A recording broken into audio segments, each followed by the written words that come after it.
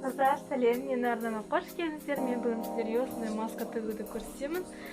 Егер сіздерге маска тігіп алғыларыңыз келсе, менің арнамда астына қараңыздар. Осындай маска хлопок материалдан тігеміз. Ол үшін бізге 32-де 18 сантиметр мата кесіп аламыз. 32-де 18 сосын оны былай керісінше істейміз да.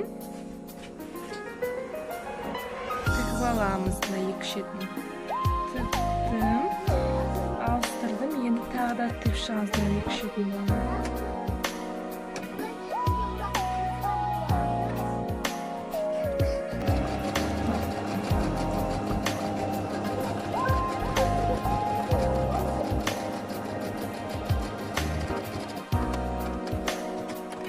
Енді мына жағын тігеміз.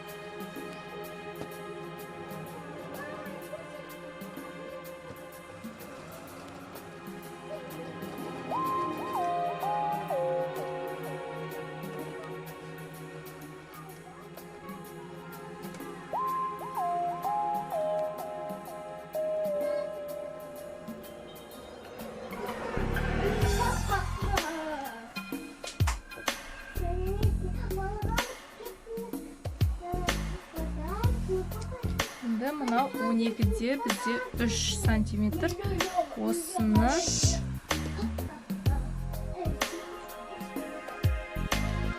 12-де 3 сантиметр осыны біз тігіп шығамыз екі шетінен.